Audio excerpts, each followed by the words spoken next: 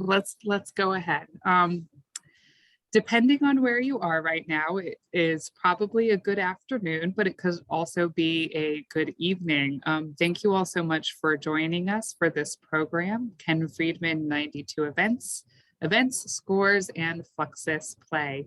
I think this moment is the true power of using Zoom during, a good 2 years of really Zoom majority programs at this point in time. We're so pleased to have artist Ken Friedman joining us from Sweden on the call today, as well as scholar Natilee Harren from Dallas, Texas. So with the power of Zoom, as we can combine some folks from all over the world for a program this afternoon. So Ken Friedman 92 Events presents work spanning 6 decades by New London-born artist, designer, and teacher Ken Friedman. Friedman produces conceptual, action-oriented, language-based works that challenge the idea of an artwork as a unique artwork. He's joining us today. He attended Shimmer College, where he studied music theory and composition. He later received an MS from San Francisco State University, and after that, a PhD from the Graduate School of Human Behavior at U.S. International University. He has taught courses in the literature of surrealism, the avant-garde, and expanded arts, all the while experimenting with many forms of conceptual art, from the graphic and concrete arts to music, writing, and performance. As we'll thoroughly discuss later on, Friedman founded Fluxus West in 1966 after shortly becoming acquainted with Fluxus members in New York. Natilee Harren is a scholar of modern and contemporary art history and theory, with particular focus on experimental interdisciplinary practices after 1960. She is author of Fluxus Forms, Scores, and Multiples, and The Eternal Network. Carl Handel, I'm pronouncing that probably wrong, Knight's Heritage.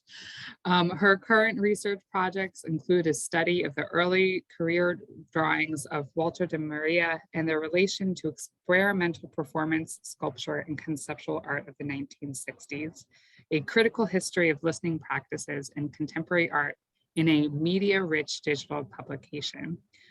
She's on the faculty at the University of Houston School of Art. And so we're so pleased to have them here with us after a couple of wonderful months having Ken Friedman's 92 events on site at the museum. And we have it for another couple of weeks, which we'll talk about later on. And with that, I'm going to pass it off to Ken and Natilee to start our conversation and initial overview of Fluxus. I think many people have walked in and, wonder what it is, but take great delight in seeing Ken Friedman's and exploring his works of art in the museum. Thank you, Eileen. So my job today is to pull incredible narratives and stories out of Ken in regard to his work. He's an incredible storyteller and has a tremendous memory. So it's a real privilege to have a chance to sit down with you all and chat today. So I just wanted to briefly define Fluxus for those of you encountering it for the first time, and certainly Ken, you can correct me or add to this, but when we talk about Fluxus, we're talking about an international experimental artist collective that had their first public events in West Germany in the early 1960s. And these were artists who kind of grew up under abstract expressionism, many of them trained as painters, some as musicians, and they were interested in expanding the boundaries of artistic practice, and especially in breaking down the boundaries between art and life by making works of art that were made out of gestures drawn from our everyday life and objects or ready-mades drawn from everyday life. And a lot of their work also blended visual art and music. Some of the formats that they innovated were event scores, which which composed the entirety of Ken's exhibition, and also multiples, which were these, game-like kits that they would send through the mail. And many of those kits also included event scores within them. So here you just see some early photographs that show you the kind of materiality of Fluxus, the engagement with music, but in unconventional ways, and this kind of expansive publication program that Ken participated in. But I wanted to jump immediately into his work. So next slide, and begin to define or begin to understand the event score through an example of one that he wrote in the same moment that he came into contact with Fluxus. Mandatory happening. You will decide to read the score or not to read it when you have made your decision. The happening is over. This is one of my favorite pieces by Ken, because as you see, you automatically realize or perform the piece in the act of reading it. So Ken, how did you come to write this event score as one of your first pieces under the rubric of Fluxus? Well, I should say this actually, I just wrote before I came into Fluxus, because a lot of the things that you see in the show were things that I was thinking of or writing about, but just because they interested me. I didn't really think of them as art. They were just ideas I was trying out. You could call them thought experiments or philosophical games. And to be honest, I really don't remember how I created this one, but I was at Shimer College in Mount Carroll, Illinois at the time. And so I printed up some cards and I just went to people's door and handed them the card. And that was it. But I can't really say how or why I did it. A lot of times an idea would pop into my mind and I would try it. And so composing a work of art or a gesture in text and printing it on a card was a way to deliver some of these concepts, some of these ideas to an audience. Yeah. And can you talk about, so on the right, we have the text that you wrote alongside this plastic box with a very curious graphic of Uncle Sam that is sort of giving us a preview perhaps of what we might see inside. Now, I'm not aware that any multiples are included in the exhibition, but there's certainly a kind of related concept. Can you talk a little bit about the format of this object and how the label yeah. could be? Well, when I met George Machinist, which was about half a year later in August of 1966, and George invited me to join Fluxus, and I did. And then I gave him, I'd been telling him about the scores, and he said that I should write them all down, annotate them, which I really hadn't done in a systematic way. So I put together a whole selection of scores, sent them to George, and he planned to make multiples or objects from many of them. He liked them. He was very enthusiastic about them, which I was quite pleased by. And this particular one, George was a graphic designer who had also studied music and art history. And he had a rich vocabulary of graphic images, which he had somehow become aware of over the years. You could say in a way today, if George had studied art history, it would be a combination of art history and intellectual history of ideas. And for him, many of these things would suggest historical moments. And for this particular image was a World War I poster that was used in America to recruit soldiers. The famous Uncle Sam is pointing out, saying, "Uncle Sam wants you." And that's the image. And then he put the title of the work around Uncle Sam's pointing finger. And then the box was to have a printed card inside with the mandatory happening text.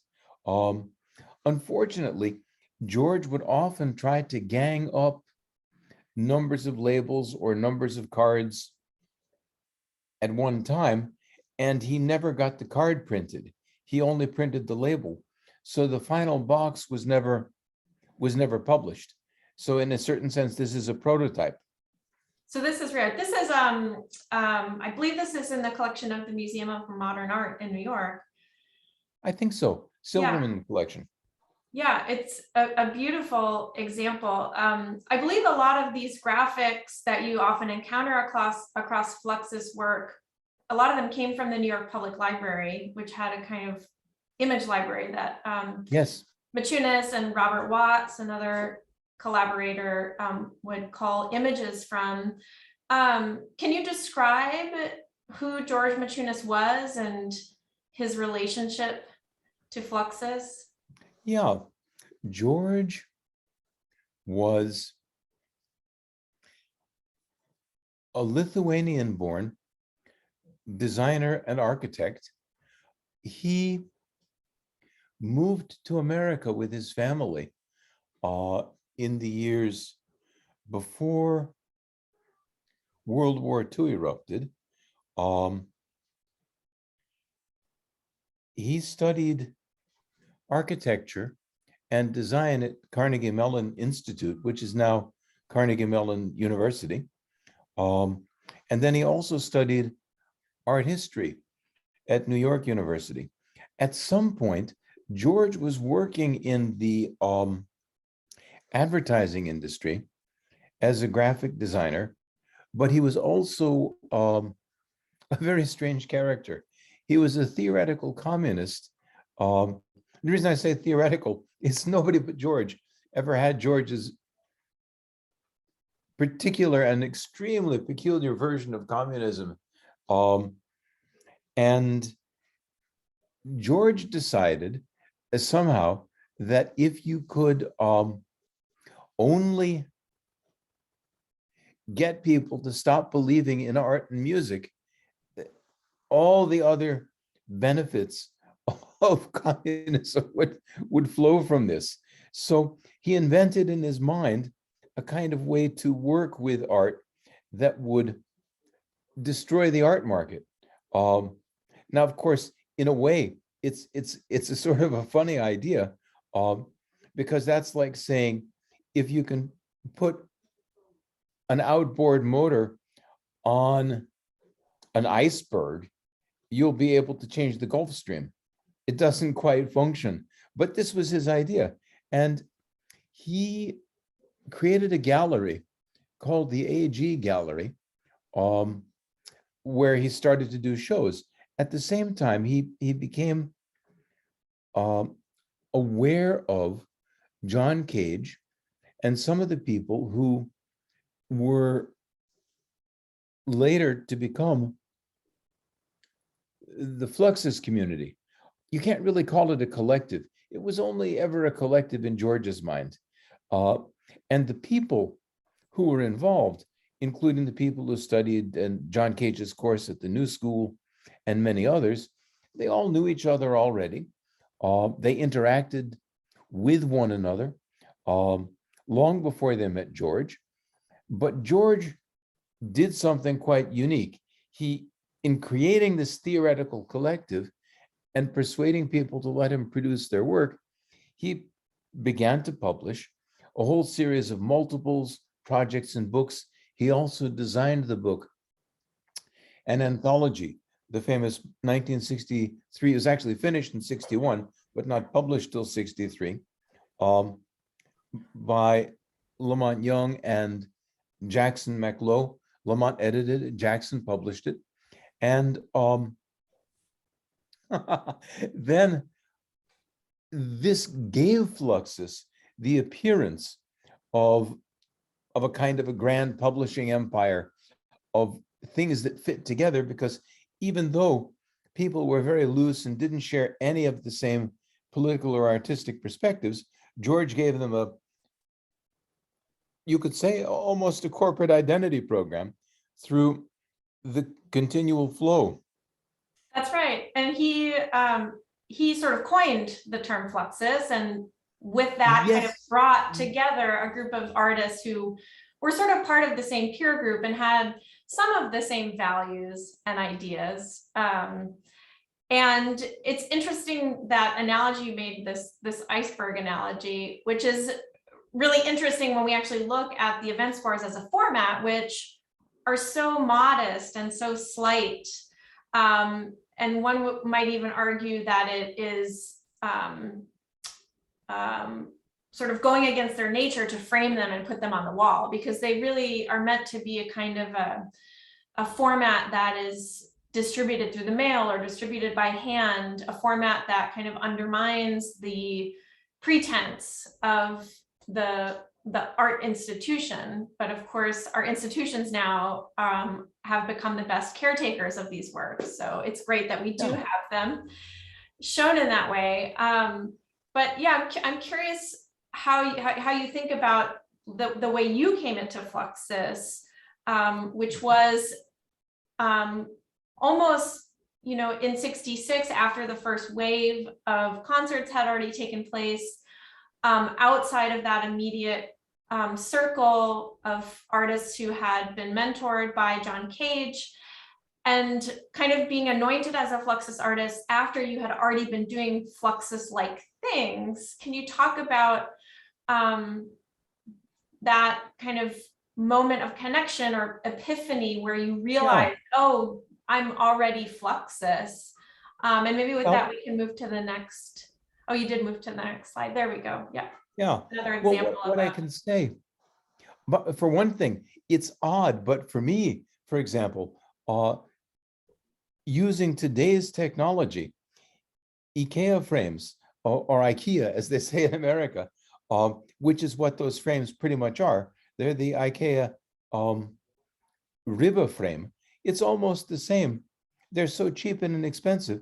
It's like George's boxes. So framing them and putting them on a wall, it's a very Fluxus thing. IKEA existed back in those days, but it hadn't come to America or spread around the world. It was simply Swedish flat pack stuff, and the design was nowhere as good as it is today. But the notion of being able to do it cheaply and in a nice way, that was very much in tune with George's philosophy, and I think he would have loved it. So for me, it's like making a box, except that you make one for each score and put them up on the wall. I should mention, by the way, just a little footnote. George coined the term Fluxus for a magazine that never appeared. And the way the term Fluxus got applied to a group of people was that he did a concert in Wiesbaden, Germany, a series of concerts, a Fluxus festival. But that would be like if you were trying to produce the Encyclopedia Britannica and you wanted to have a series of music events. So you called it the Britannica Festival. And then all the performers who showed up were suddenly called the Britannica Group. The press started to call people the Fluxus Group, and everybody thought, well, why not? Or at least they didn't say no. For me, I had gone to New York in August to visit Dick Higgins, and he was the publisher of Something Else Press, which was the other great Fluxus publishing company. And I had made this box at a meeting.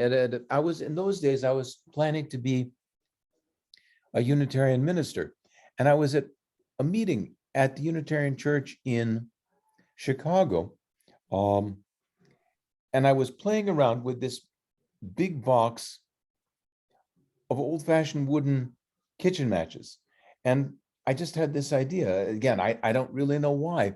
And I wrapped it up in paper and I printed the words "open me" on the outside and "shut me quick" on the inside when you open it. And I showed that to Dick, and Dick said, you ought to take this over to see George Rachunas. Now, I didn't know who George was at the time, but Dick phoned him up and introduced us. And I went over to George's place, and he was living in a funny little apartment in what is now Soho in New York. Then it was still Little Italy. And he lived in an old-fashioned tenement. And I went upstairs, knocked on the door, and this was his place. It was just a New York tenement apartment, just basically one big kitchen, a bedroom up at the front, or some kind of room up in the front, a couple of rooms in the back. And George looked at this stuff and we started to talk, and he asked me what I'd been doing. And that's when I told him about these ideas I'd had and the things I made.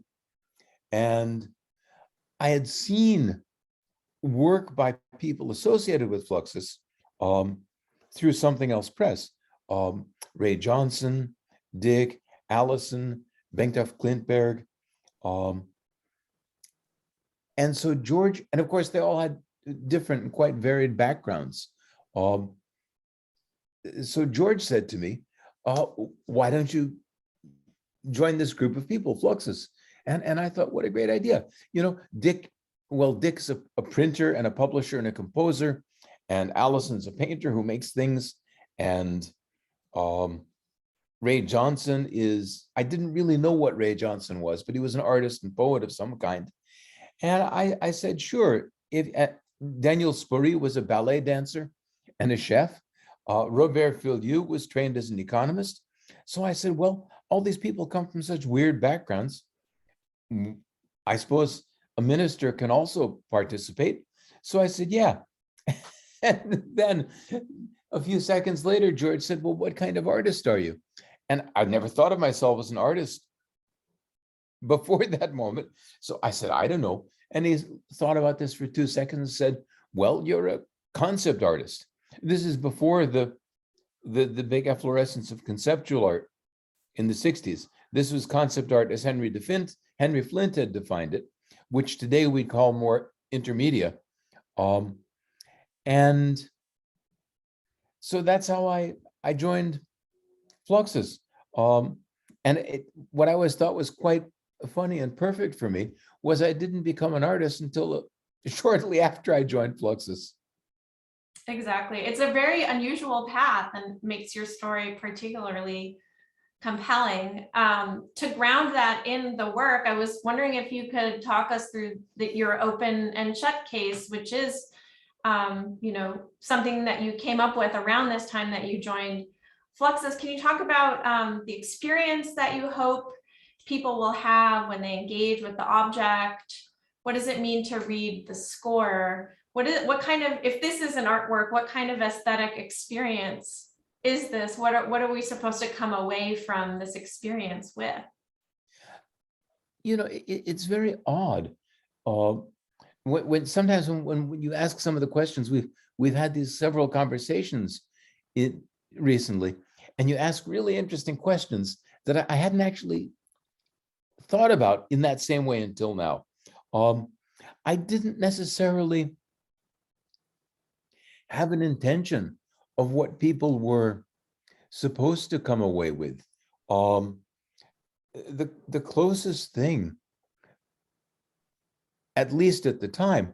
Now, if I thought about it, I could probably give it some thought, and I would say some different things that I would say now, but this is looking back to 1965 from here we are in 2022. But in those days, the closest thing I could compare these things to would be Zen koan, or certain kinds of Zen poetry, which is to say, or if you want to put it into the Western tradition of philosophy and science, thought experiments. here's an idea, here's a proposition, see what it does, or what you can do with it or think about with it. Not necessarily anything specific. In a way, if I would look at it in a slightly different way, you know, what are you supposed to come away with when you listen to a Beethoven string quartet? I mean, certainly musicologists can interpret it, and there's a lot that we can say about it. And there's a certain kind of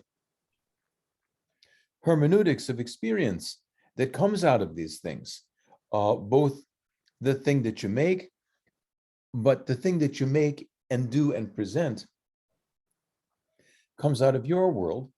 And then the reception of it comes out of the world of the person who receives it. I mean, this is the famous idea that Duchamp had, that the work of art only exists between the work of art and the viewer.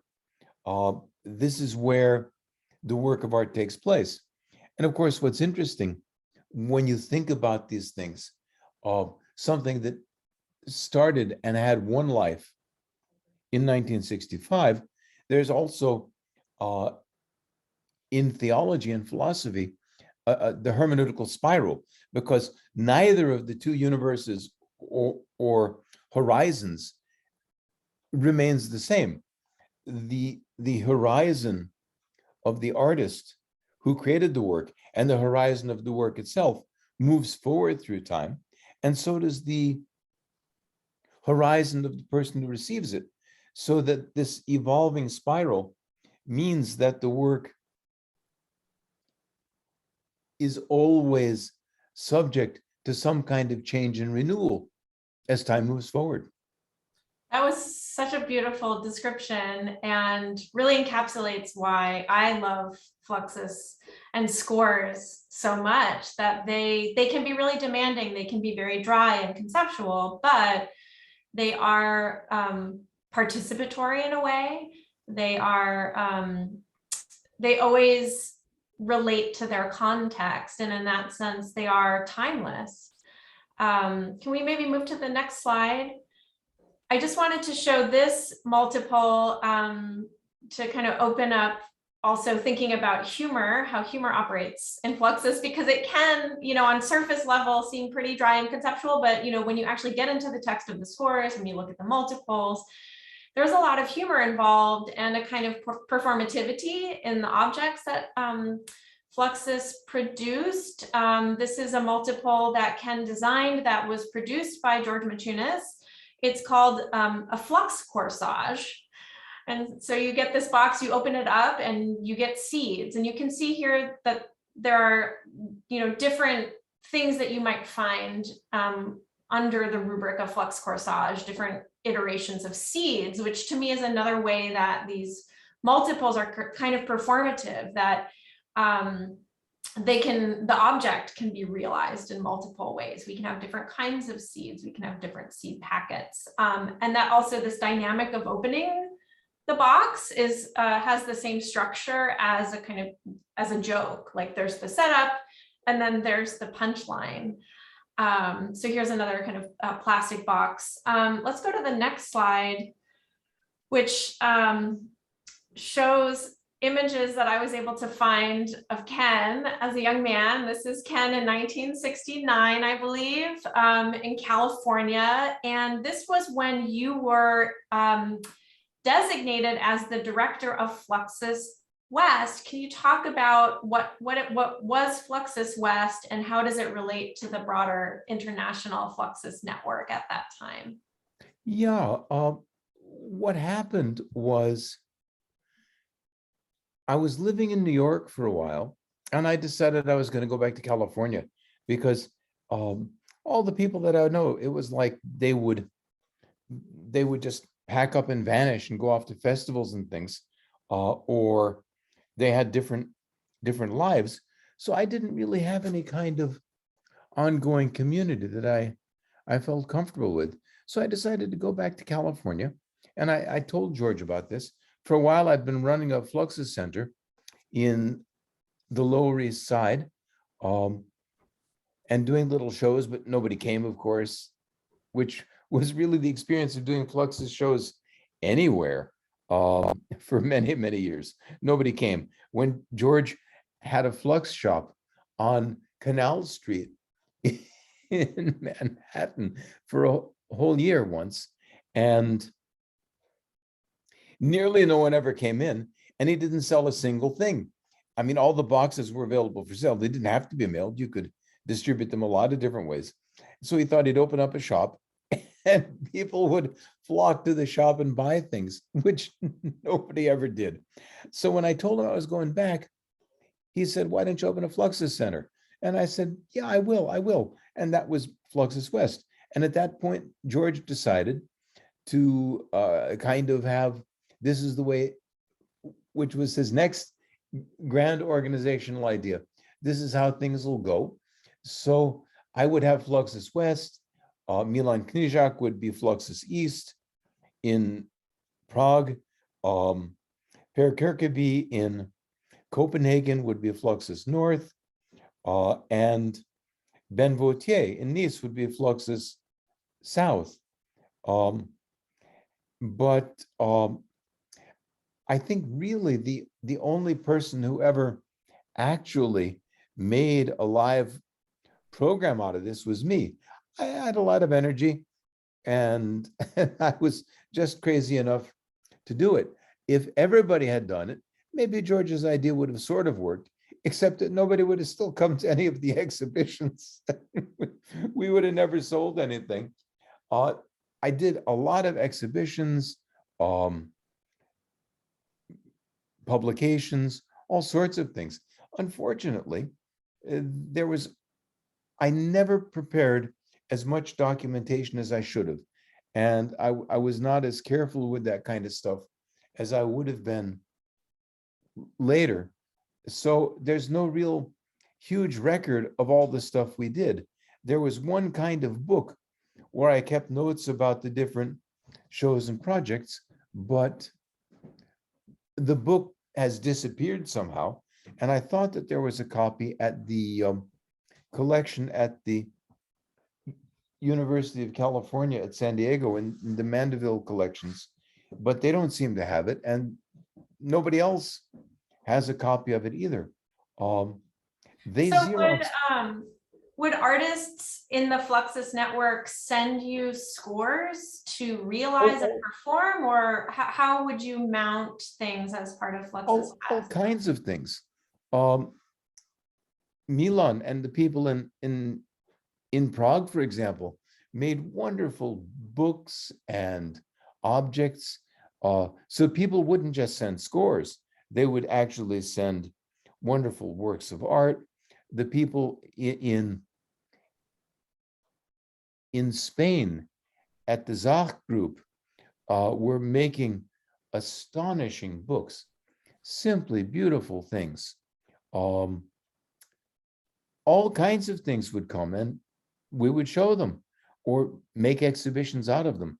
There were also kinds of things where people would send instructions for making stuff. Mm-hmm. And so then we would realize those instructions.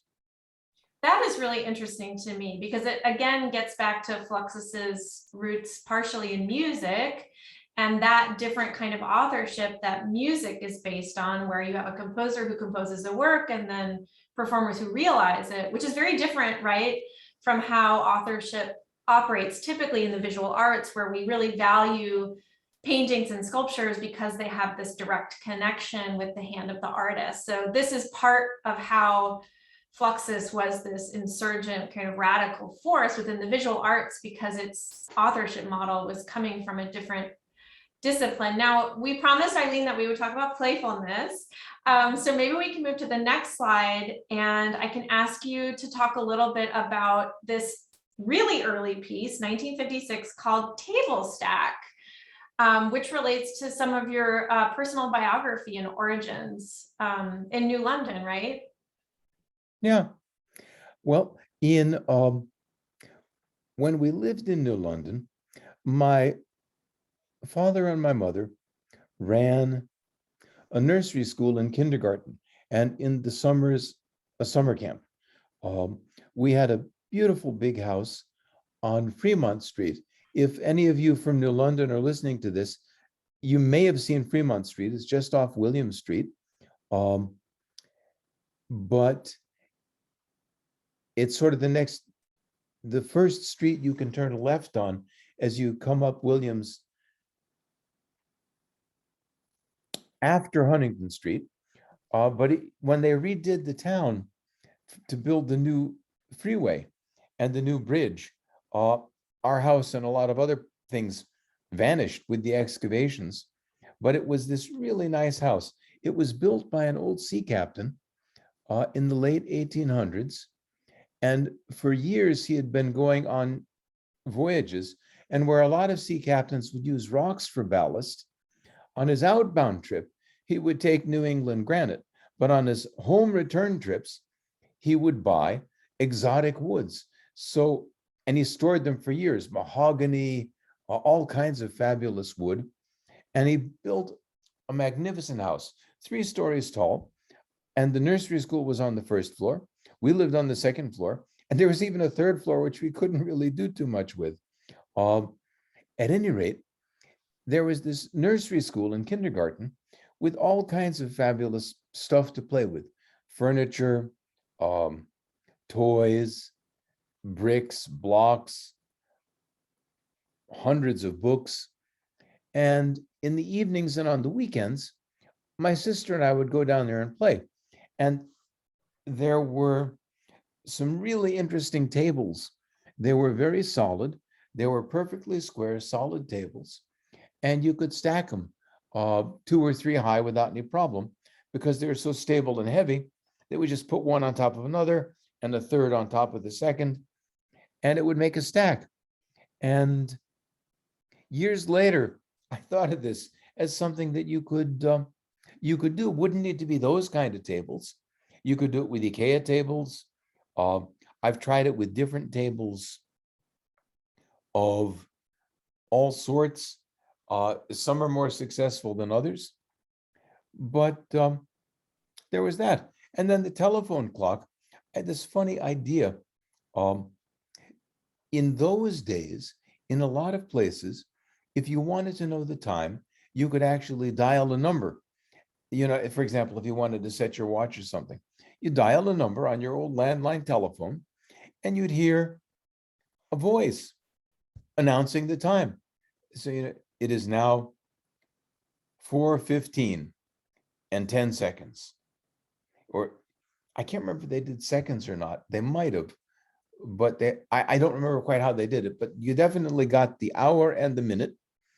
And then I thought, well, geez, why not just call someone up and announce the time? So I don't know why. Again, it was one of these ideas I just had. So we would do this sometimes. So the first piece is one that the date 1956 reflects the time in your life when you actually did the thing, even though you composed it as a score later. Is that right? Yeah.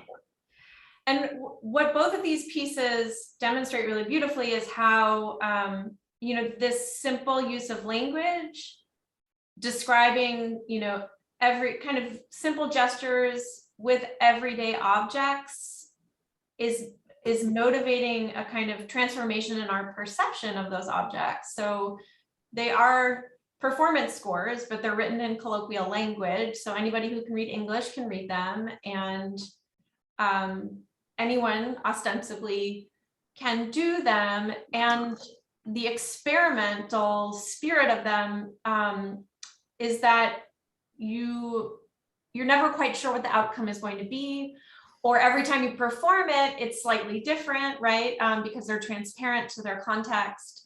And they're very playful. It's this generous gesture of, hey, try this out.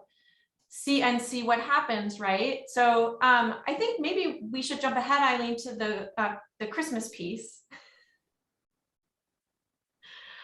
Because I wanted to ask Ken about how to interpret a Fluxus score. If you're coming to this piece for the first time, what are we supposed to do? How do we interpret this? How do we, bring it to bear on reality? And maybe you could also talk about the origins of this particular piece too, which hooks interestingly into your time on the West Coast, right?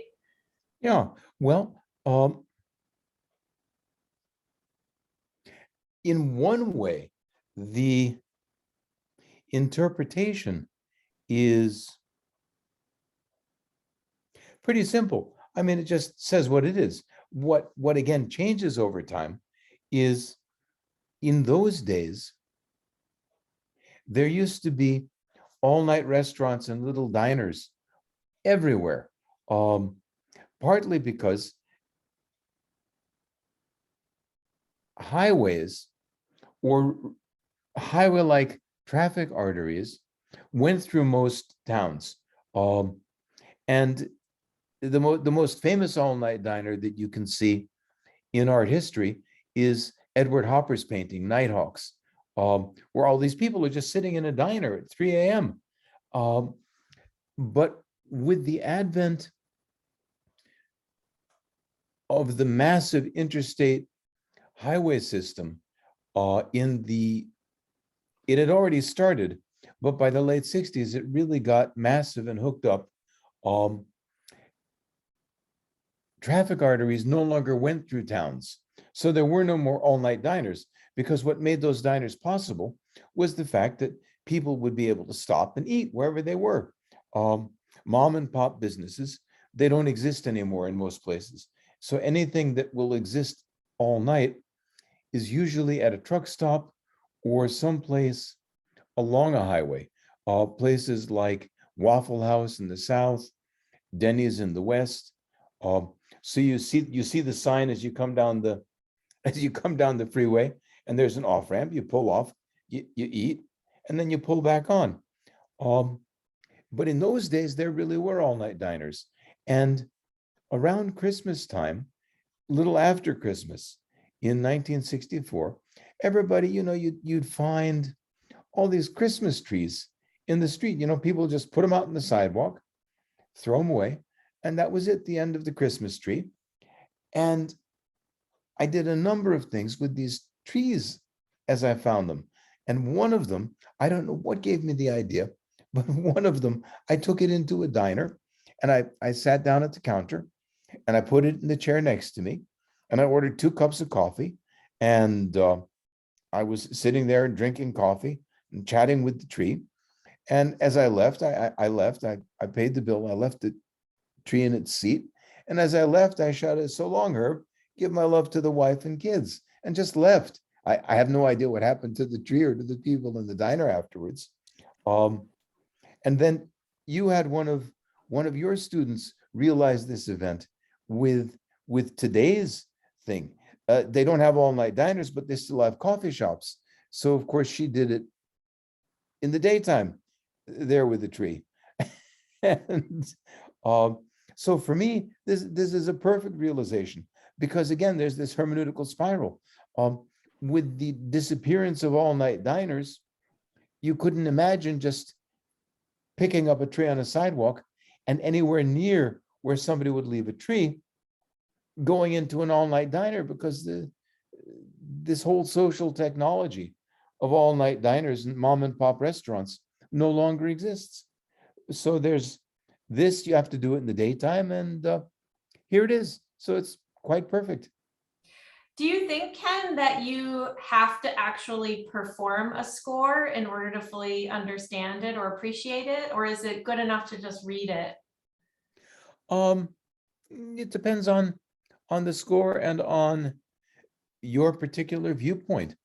Some things are actually better if you perform them, because they involve interactions, and you can't get those interactions if you just read it. Other pieces are complete simply reading them. like your the mandatory happening, that one I like in particular because you automatically perform it, right? And you actually, in a way, you don't have a choice. Yeah, Right? yeah, that's why it's mandatory. Yeah, exactly. I also wanted to ask about bad performances or wrong performances. Is there a bad or a wrong way to perform one of your scores? Well, there certainly could be, in the sense that there might be a performance that I don't like, but it's like music. People, once the score exists, people have the right to interpret it their way. And so you can certainly see that some performances are much more successful. I mean, anybody who listens to 6 different performances of Don Giovanni can see this. Or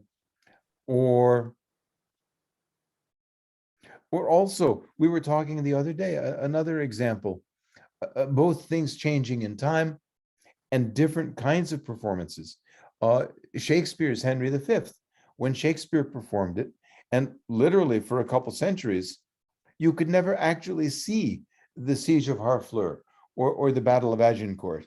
And then all of a sudden, in the 20th century, around the time of World War II, Laurence Olivier does his magnificent version of Henry V, and you see it. But even then, you're sort of looking at a battle, but it's not really what a battle would look like. The first time that we can see what the Battle of Agincourt or the Siege of Harfleur would really have looked like, of course, it's not historic because nobody's there, but a battle in the era would look this way, was when Kenneth Branagh made his version of Henry V, because by then, film technology and stagecraft for films had improved enough so that you've got a real battle instead of a Laurence Olivier stage battle filmed. It's sort of bigger than a stage, but it's still a stage battle. But now you're looking at a real battle. And which is better? I don't know. I think Branagh's film was so great, I prefer it, even though I liked Olivier's film. But I've also seen Henry V performed in theaters, and it can also be magnificent. I understand that the new Macbeth by Ethan Coen is simply tremendous. It's supposed to be the role of a lifetime, both for Denzel Washington and for what's her name? Frances McDormand. Frances McDormand. Yes, that's we it. talked about this earlier. Yeah. But what the general idea you're bringing up here is an interest in seeing different versions and being able to compare different versions, and through this sort of multiplicity of iterations of the original piece, we in some sense get a greater holistic idea of what the potential of that piece can be. And I think the word that Dick Higgins came up for this aspect was exemplitivism. Is that right? I think so. Yeah. That the work is its own representation of how the work should be realized. Yeah. Yeah, it's quite fascinating, and again gets back to this aspect of your scores as these kind of gifts that keep on giving, that they always can relate to their context. Maybe I was so thrilled to see that photograph of the open and shut box, because we've tried to engage with the scores in a couple of different ways on site at the museum. And in some cases, it was an attempt to try to realize and to act out the conceptual piece that really, until a lot of this point, I've only seen Ken's work in the frames. In the printed version itself, I hadn't necessarily seen some of those photographs, but I did the open and shut case, and I took a big wooden crate and put, open, shut quick. And with that realization, it was a very engaging for my senses. I used a large wooden crate. When I shut it quickly, that lid made a slam of a noise. And so I see this image of your box, your case, which looks like a sort of old cigarette case of sorts, and probably had a totally different experiential action than what I had realized when using this open and shut case. And in terms of some of that playfulness and looking at Raquel's realization, I have a question in terms of the recording of some of these events and scores and the realizations of these actions. I think it's really compelling that you had noticed within her pictures that this is a coffee shop as opposed to an actual diner. But on site at the museum, we've also discussed pretty thoroughly social media and how some realization of actions change through different social medias, and that there are frequently things like do a quote unquote TikTok challenge, take this set of instructions and do this action and record yourself and see how it goes and put it online and put it all to share. So for a lot of the Fluxus Scores, as it was recorded, at least through the written publication, some of these events were filmed. But in even just looking at kind of these series of photographs with Raquel's work here, what are your thoughts in terms of using photographic and video technology and perhaps even social medias for an additional record of these events and scores? Oh, well, I think it's interesting because at least for me, I get to see them, which I wouldn't otherwise get to do. It's very much, I always go back to music. It's very much like getting to hear a realization of a piece. I'm particularly, there's a group of musicians, well, only two of them are still alive, country musicians, Willie Nelson, Waylon Jennings, Johnny Cash, and Chris Christopherson. And they formed what was really the first huge supergroup of musicians that had other careers and groups of their own, but they came together to perform, very much like this group did with Bob Dylan and Roy Orbison, the Traveling Wilburys. But at any rate, because of YouTube, I have all of the Highwaymen's recordings. I'm very fond of them, and I really appreciate them all individually. But as a group, I'm especially fond of them. But now, thanks to YouTube, I've been able to hear about a dozen different live Highwaymen concerts recorded. I never did get to see them live myself. And it's interesting to me because I hear the same song realized in 2 or 3 different ways, and how they play with it and have fun together. There's a couple of pieces that are pretty much canonical, like the theme song, The Highwaymen, but other pieces change a lot, like Ghost Riders in the Sky or Silver Stallion. Ghost Riders in the Sky is one that everybody who knows Western films will remember, because Singing Cowboys used to perform that one a lot back to the 1930s. And so you can see different realizations. And you can also see this a bit when you see remakes of movies that get remade, or even translations into new kinds. For example, Lord of the Rings was made as an animation very unsuccessfully, But when Peter Jackson made his Lord of the Rings, the great trilogy, it was simply astonishing and true to the book. So for me, at least, it's interesting to see these things. What I would say is what makes performances or concerts more or less successful depends on the depth and inwardness that you give to the pieces.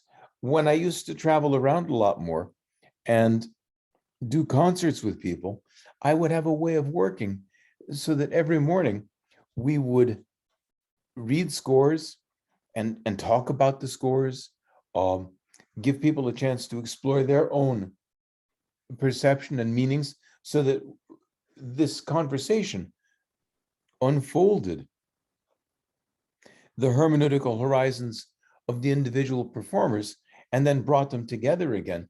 And it would make concerts quite varied and rich.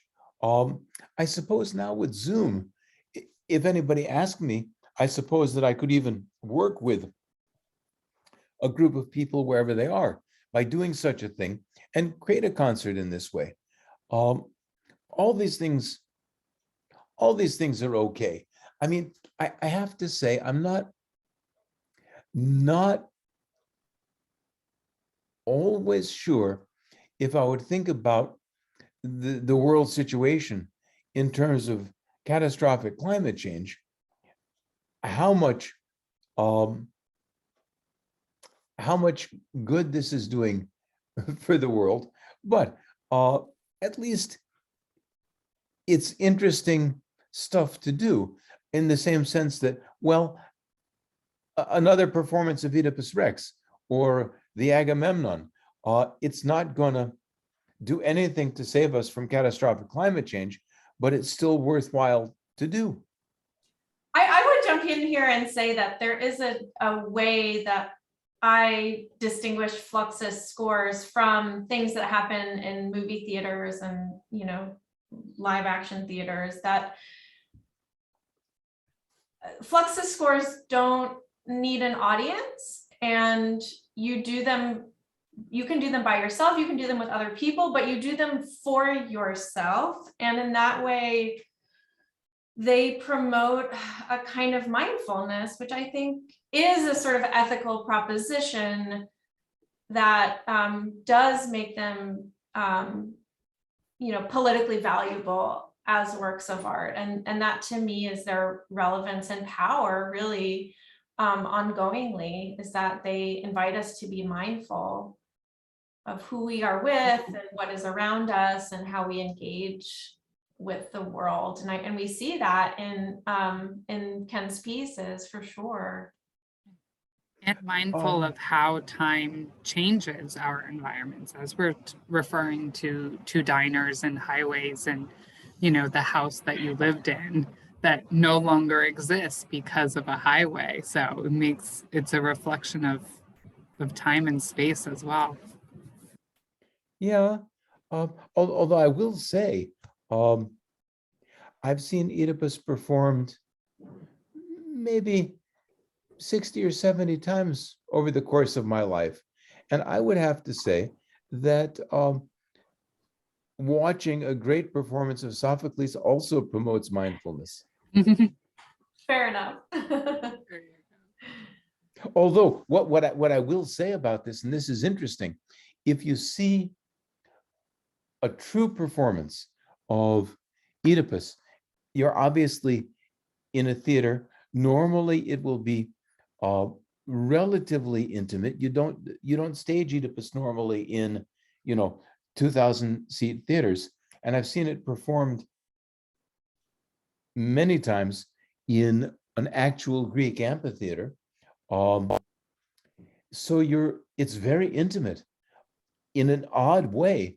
It's not completely unlike a Flux concert in the sense that you're there, you're close to the action, and some of the historical action and the violence only ever takes place off stage. You don't see it. You only hear it reported. but the play itself and the interaction and the emotions are right there in front of you. And you participate in them. To give ourselves just a little bit of direction for the last couple of minutes, if anyone has any questions, we welcome them either in the chat or if you even want to turn on your video and ask at this point, that is welcome. To give people a minute or two to ponder. One of our delights in having this show at the museum is, of course, Ken being from New London, and you can almost take a tour of New London through Ken's Fluxus works. Some highlights for Table Stack. You know, we know the house no longer exists, but you can look at any large old sea captain's house in New London and kind of imagine that taking place. This was a great one we were interested in for Scrub Piece. Go to a public monument on the first day of spring, clean it thoroughly, no announcement is necessary. So in the score itself, you didn't tell which monument it was, but in your essays accompanying it, you wrote that it was the Nathan Hale Monument in New London. This is it. The very one. Yeah. And you said something yesterday about the bushes around and the greenery around the work. Yeah, when I was a kid, the greenery wasn't there, just the pedestal and the monument. So people would scrawl graffiti on it. Now, because of the greenery, you can't scrawl graffiti on it. So I wouldn't necessarily think of cleaning it. And another great one, titled Green Street. And if you were not aware of New London and the stores that were here, acquire Japanese folding scroll, keep it in a blank state. And you referred to in the essay that there was a Japanese themed shop on Green Street, which we realized no longer exists. So this is a Google Street View shot of the general area. You had pointed out. I think it's the shop, or I think it's the place with that little bench, the little brown wooden bench in front of it. But I'm not sure because it doesn't look like it once did, and there's no Japanese shop there. And we did receive a question in the chat from Helen. Are there any particular Fluxus event scores that you admire, either in composition or performance? Were you influenced by any of the artists in particular? Obviously, you had a close relationship with one or two, but even the works beyond for people you may not have had such a close relationship with. Well, work that I admire, definitely. I very much admire the work of George Brecht and Bengt af Klintberg, the Swedish folklorist and Fluxus artist, Robert Filiu. And then there were two people involved in Fluxus, but in a slightly remote way, but I admire them tremendously and was very much influenced by their way of thinking. One of them is Christo, who, for me, Christo and Jean-Claude were the greatest Fluxus artists in the sense that they truly engaged with the world. And Nam June Paik also, because he had this very pure Zen Fluxus spirit, and he was both light and able to realize things in a tremendously beautiful way. And of course, Dick Higgins, I worked with Dick a lot over the years. I wouldn't say there's any special work that influenced me, but Dick influenced me and my way of thinking. And to some degree, George Machinist also. And then I know we had, one more. Yes, there you go. Oh, there was a question Natalie has prior to Helen's from Tanya Port. Tanya's our curator, and so she was part of our conversations about TikTok and social media. So I'm not sure if she has more beyond that, but you know, hive minds is what we've been talking about. It seems What to would me this that be? one way to sort of expand on that idea, which is very insightful, is to just observe the ways in which Fluxus was prescient, right? That it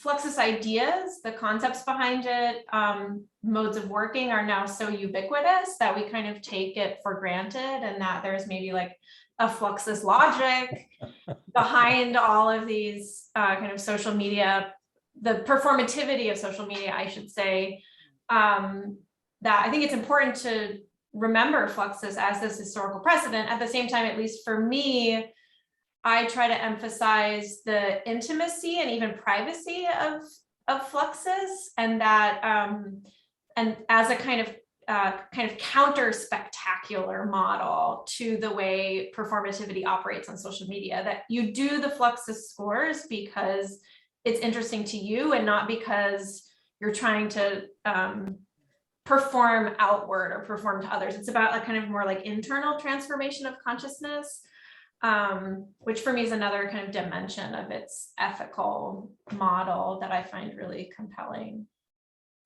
Yeah. One thing that always occurs to me, in an odd sense, is that most of us, what we did was, in an odd, strange way, it has become quite influential, but we were also in the wrong era to be appreciated for what we were doing. So as a result, a lot of the stuff that we did has been used and reused and mined deeply by artists coming afterwards, but it's as though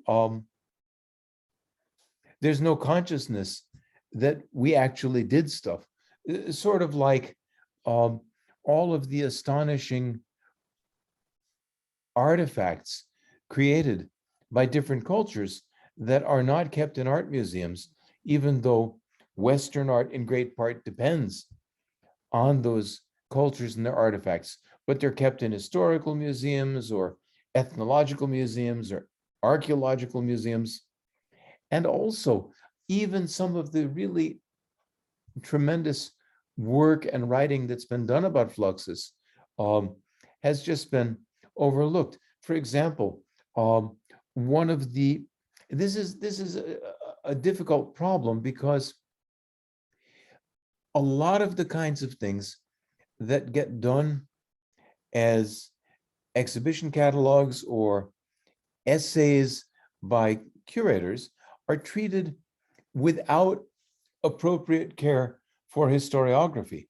And so a great example of this is Nicolas Bourriaud's concept of relational aesthetics, which became a global phenomenon. Everybody cites it, everybody talks about it, but the first PhD thesis ever written about Fluxus was written at the Department of Anthropology at the University of California at Los Angeles, titled Aesthetic Anthropology. And everything that Bourriaud talks about, you will find there in the 1970s, but this is nearly never talked about. So it's very difficult. And of course, there is also this challenge or problem of historiography in the art world, in great part due to historical coincidence, which is to say that North American art history was pretty much anchored in the connoisseurship tradition established by Berenson, and which also slightly forgotten that on the one hand, Berenson was a great connoisseur. On the other hand, he was a bought and paid for authenticator for Joseph Devine. And so as a result, there's this certain kind of corruption built into a lot of North American art history. If art history in North America had come up out of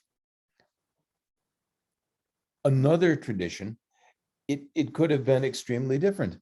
So all these things kind of bump around. We got another great question, and I'm going to flip ahead past our exhibition images to this page. Kelly asks, why are you speaking of Fluxus in the past when are you still practicing Fluxus? And I pulled up this image of with the books as well, so Natalie can join in as well. So Fluxus in the past and your current practice, what can you speak on that?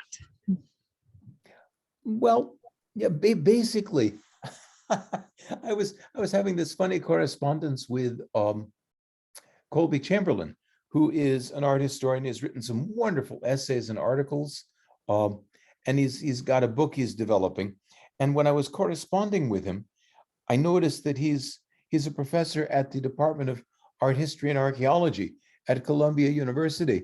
And I had this funny thought, and I wrote to him and I said, well, I think it's probably the place to be, because now we've been promoted to archaeological relics. And so I don't know, because in an odd way, in my mind these days, I'm 72 years old, and a lot of the people that I knew and loved and worked with are gone. I've had a very odd life for the last quarter century because I was doing something else. I was a professor at a business school. Then I was a dean at a university of science and technology, responsible for a faculty of design. So it's very difficult for me to say what my practice is, but I can say that it's layered in some odd way through all these experiences. So if I talk about Fluxus in the past, it's partly because it is, in a sense, in the past. At the same time, the work still exists, and the work is always present. I mean, Mozart died a couple centuries ago, but Don Giovanni is present every time people realize it. So I don't really have an answer to that. The work exists and it will continue to exist without me. So even when I'm in the past, the work will still be present.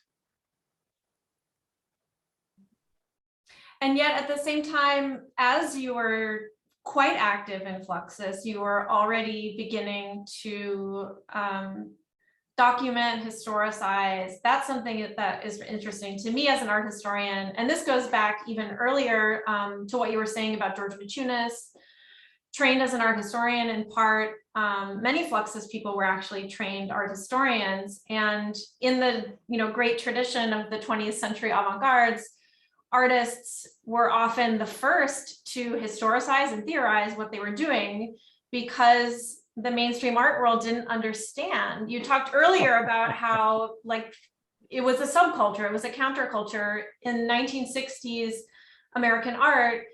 The art world was still dominated by abstract painting and sculpture, beautiful objects that live in a white cube space. And Fluxus people were not making that. They were doing other more radical things. But I'm really interested in also your role as a historian and theorist. On the screen are 3 publications of yours dating from the late 1990s to the present. Your most recent volume was dedicated to Dick Higgins. It's wonderful that you have put so much effort into documenting. You said that there weren't documents, but you have in fact created documents of Fluxus that help it live into the present.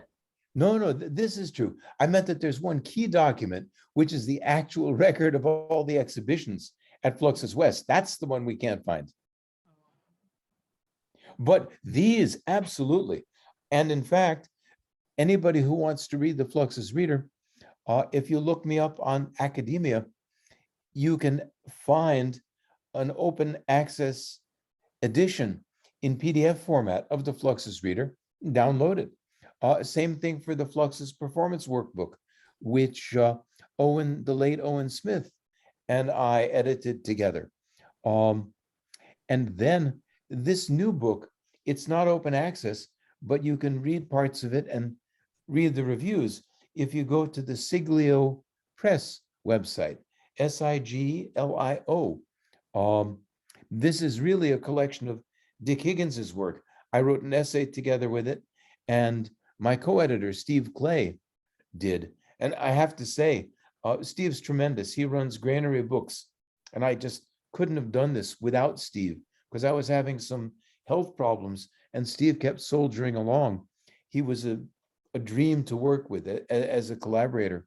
And as much as anything, Steve made this book together with me possible. Wonderful, wonderful book. Because you can see, Dick wrote a lot of extraordinary essays and things over the years. We collected them here. So, yeah, no, I mean, in terms of publications, if you accept, of course, Something Else Press and then the Silverman catalogs and books, I probably have done more special journal issues, books, reprints, you name it, than nearly anyone else. And it's because I just love the work so much. I can't even explain sometimes why I love the work so much, but I did. I gave it a lot of my life. And to give a final minute to what's next, as was discussed earlier in the presentation, to have your very own Ken Friedman 92 Events exhibition, you have to purchase 92 IKEA frames. But Ken, do you have any of the other locations settled for upcoming runs of the show? Oh, yeah. The exhibition just opened literally a couple days ago at the CX Silver Gallery in Brattleboro, Vermont, and which is interesting because Beachy Nai Farabas, who used to be Beachy Forbes, lives up there these days. She's one of the original Fluxus people from way back when. Then she made a living as a therapist for many years. It's going to, there's an art center located in a corner of a rather special cathedral basilica church in Rome, which is the actual Roman basilica church of the Pope in his role as the Bishop of Rome. And they're going to show the exhibition. I'm not quite sure when. It's called Sala Uno. It means room number one. And I thought this is really something. I thought having almost been a minister and still being interested in theology, I thought this is really great to have to be exhibited in something that belongs to the Bishop of Rome, even though he's also the Pope, of course. There's a few more, but I don't quite know the dates yet. So things are sort of evolving. And to be honest, anybody who is interested to do the exhibition, it's really easy to arrange because we can send it to you and then you just print it out and put it in IKEA frames. So I get the feeling a lot of places are thinking about it. And it's very nice because in these extraordinarily difficult financial times, this exhibition can be done almost anywhere in the world for less than $600 US. That's absolutely part of the delight. And yes, maybe it'll be nice to see it in Rome, but we're glad to have it here in New London as your hometown as well. I can tell you what they don't have in Rome. They do not have the Nathan Hale statue. Correct. There we go. They don't have the Nathan Hale statue. You can't take a walking tour of your sites. And then for Natalee, not coming up next, but currently happening, a quick moment for your book.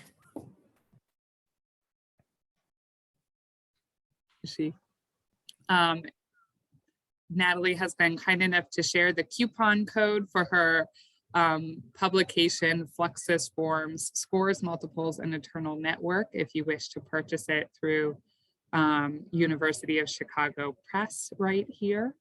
And so I ordered my copy right before the program began. So there are many copies. And so we thank you both for your time today. Coming up for the Lyman Allyn, the exhibition is on view for another week. And then on Tuesday, we have a virtual program with Tanya and Catherine Kelly about one of our other exhibitions, The Way Sisters, Miniaturists of the Early Republic. Sorry, go ahead, Ken. Yeah, no, I was just going to say, for me, this book by Natalie is an absolute landmark. The scholarship, the historiography, the care. When I read it, I was simply bowled over. If I had been an art historian, this would be the book about Fluxus that I would have liked to have written. So if you're interested in Fluxus, get this book. It's tremendous. Thank you, Ken. That means a lot coming from you. Okay, well, thank you both so much for joining us this afternoon. Again, I'm just incredibly excited to be able to use Zoom in this way and bring us all together from wildly different locations. Thank you all for coming to the program as well, and enjoy your afternoons or evenings, depending on where you are. Have a great afternoon, everyone. Thank you so much.